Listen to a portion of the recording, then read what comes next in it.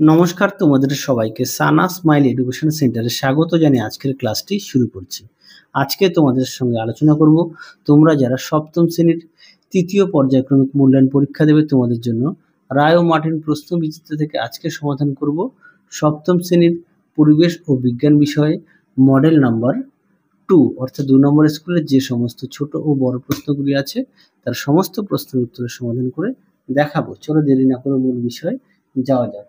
তোমাদের আগের ভিডিওতে আমরা তোমাদের রায় ও মার্টিন প্রশ্ন বিচিত্রের বাকি মডেল সেটগুলো সমাধান করে দেওয়া আছে। তোমরা যারা এখনো দেখোনি আমাদের প্লে লিস্টে গেলে পেয়ে যাবে। এছাড়াও তোমাদের সমস্ত বিষয়ের সাজেশনও দেওয়া আছে, সেগুলো অবশ্যই দেখো।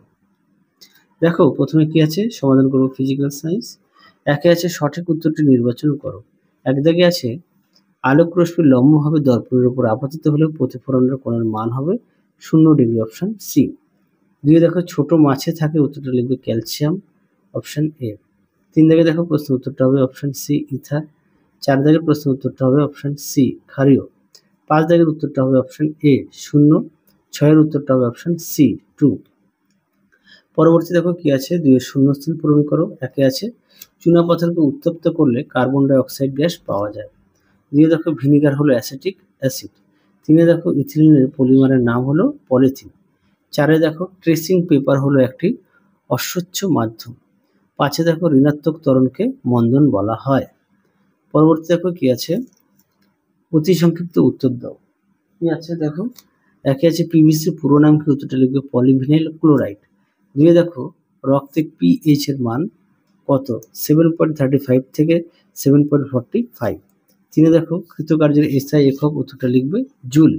পরেরটা দেখো ফসফেট মূলকের সংকেত দেখে নাও PO4⁻3, সরি 3 এটা কিন্তু এটা মাইনাস। হ্যাঁ, পরবর্তী প্রশ্ন দেখো 5 দাগের দুটি নির্দেশকের নাম লেখো, উত্তরটা লিখবে লিটমাস ও মিথাইল অরেঞ্জ। 6 দেখো সোডিয়াম জিঙ্কেট এর সংকেত দেখো Na2ZnO2। তারপরে দেখো 7 সবচেয়ে কম শক্তি সম্পন্ন আলো কোনটি, উত্তরটা লিখবে লাল। 8 দেখো ছায়ার গাঢ় অন্ধকার অঞ্চলকে কি বলা হয়, উত্তরটা লিখবে প্রচ্ছায়া বলে। পরবর্তী প্রশ্ন দেখো 4-এর উষ্ণতার কোন মান সেলসিয়াস ও ফারেনহাইট স্কেলের সমান হবে নির্ণয় করো। দেখো এই প্রশ্নের উত্তরটি একটু দেখে নিও। পরবর্তী দেখো কি আছে, 2 দাগে প্রতিস্থাপন বিক্রিয়া কাকে বলে, দেখো প্রশ্নের উত্তর প্রতিস্থাপন বিক্রিয়া, এখান থেকে এফজি লিখবে, উদাহরণও দেওয়া আছে। পরবর্তী দেখো কি আছে, মানবদেহে সোডিয়ামের দুটি কার্যকারিতা লেখো। তোমরা উত্তরটি এখান থেকে লিখবে, পাঠ্য বইয়ের 120 পেজ এই পর্যন্ত লিখবে। পরবর্তী দেখো কি আছে, নিউটনের দ্বিতীয় গতিসূত্রটি লেখো। দেখো উত্তরটি এখান থেকে এই অবধি লিখবে। পরবর্তী দেখো কি আছে, পরমাণু ও আয়নের মধ্যে পার্থক্য লেখো। উত্তরটি দেখো উত্তরটি তোমরা এখান থেকে লিখবে, ঠিক এই পর্যন্ত লিখবে। পরবর্তী দেখো 2 দাগের সমীকরণ দেওয়া আছে। এই জায়গায় এখানে 2 হবে, এটা 2 কেসিএল হবে, এটা 3 হবে। বি জায়গাটা এটা 3 হবে, এখানে 2 হবে, এটা 3 হবে, 2 হবে। সি জায়গার এটা 2 হবে। পরবর্তী দেখো শহরাঞ্চলে বৃষ্টির জলে অ্যাসিডের ধর্ম দেখা যায় কেন। আচ্ছা, এই প্রশ্নের উত্তরটা পাঠ্য বই থেকে দেওয়া আছে, একটু দেখে নিও, আমরা দেখালাম না। 3 দেখো জাড্য কাকে বলে, দেখো উত্তর এখান থেকে লিখবে জাড্য, ঠিক এই পর্যন্ত লিখবে। পরবর্তী প্রশ্ন দেখো 5 কেজি ভরের, দেখো এটা এখানে আমি সমাধান করে দিয়েছি, দেখে নাও, উত্তরটা হবে 15 নিউটন। পরবর্তী দেখো কি আছে, সাবান কি, সাবানের প্রকৃতি লেখো। উত্তরটা দেখো প্রশ্নের উত্তরটি সাবান কি, সাবানের প্রকৃতিটা দেখে নিও। পরবর্তী প্রশ্ন দেখো কি আছে, তাপ ও উষ্ণতার মধ্যে পার্থক্য লেখো। দেখো প্রশ্নের উত্তর,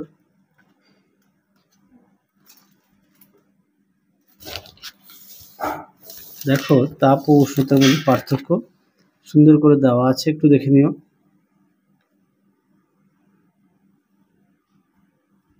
চলো এবার লাইফ সায়েন্সটা সমাধান করব। দেখো কি আছে, দুধে যে ধরনের শর্করা থাকে সেটি হলো, উত্তরটা লিখবে ল্যাকটোজ, অপশন বি। 2 দাগের প্রশ্ন উত্তরটা হবে অপশন এ আজিনামোটো। 3 দাগের প্রশ্নের উত্তরটা হবে অপশন ডি কোল্ড ড্রিঙ্কস। পরে দেখো 4 দাগ প্রশ্নের উত্তরটা হবে 2013। 5 দাগের প্রশ্নের উত্তরটা হবে অপশন ডি রিঙ্কো। 6 দাগের প্রশ্নের উত্তরটা হবে সুন্দরলাল অপশন ডি। 7 দাগের প্রশ্নের উত্তরটা হবে অপশন বি পোলিও। 8 দাগের প্রশ্নের উত্তরটা হবে অপশন এ আঙুলের ডগায় পচন। 9 দাগের প্রশ্নের উত্তরটা হবে অপশন বি কু অভ্যাস গড়ে তোলা। 10-এর উত্তরটা হবে অপশন সি মাংস। পরবর্তী প্রশ্ন দেখো কি আছে, শূন্যস্থান পূরণ। অস্থি ও লিগামেন্ট উপস্থিত প্রোটিনের নাম হলো কোলাজেন। 3 দেখো এটা হবে বি এর অভাবে বেরি রোগ হয়। পরবর্তী দেখো ঠিক ভুল। 1-এর উত্তরটা ঠিক, 2-এর উত্তরটা ভুল। সঠিক উত্তর হবে জেনেভাতে। সি দেখো বিমানন হবে কালাজ্বর। পরবর্তী দেখো বাম স্তম্ভের সঙ্গে ডান স্তম্ভ মেলাও। দেখো তো আশা করি তোমরা দেখতে পাচ্ছ, তাও একটুখানি দেখো কি আছে। দেখো কি আছে, এ দাগেরটা হবে এফ দাগ, হ্যাঁ এ দাগেরটা হবে এফ দাগ, বি এরটা হবে ই দাগ, 3-এরটা হবে ডি দাগ, 4-এরটা হবে জি দাগ, আর 5-এরটা হবে এ দাগ। আশা করি দেখে নিয়েছো। পরবর্তী দেখো কি আছে, পরবর্তী আছে 3-1 প্রশ্নমান হচ্ছে 2, 1 দাগে আছে পেশি সংকোচন স্বাভাবিক রাখে কোন খনিজ মৌল। উত্তরটা লিখবে ক্যালসিয়াম ও ম্যাগনেসিয়াম মৌল। তারপরে দেখো কোন ভিটামিনের অভাবে মাড়ি থেকে রক্ত পড়ে। উত্তরটা লিখবে ভিটামিন সি। পরবর্তী দেখো 2-এর এডিস মশা চেনার 2টি উপায় লেখো। উত্তরটা দেখো,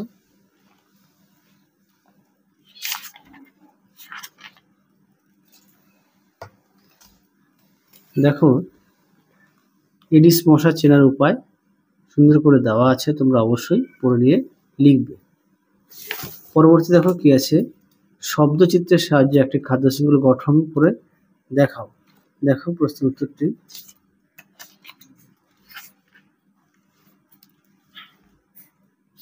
দেখো এই ছকটা তোমরা পড়ে নিয়ে লিখবে। পরবর্তী দেখো দুধকে কিভাবে পাস্তুরাইজ করা হয়। দেখো প্রশ্নের উত্তরটি দেখে নাও। প্রশ্নের উত্তরটি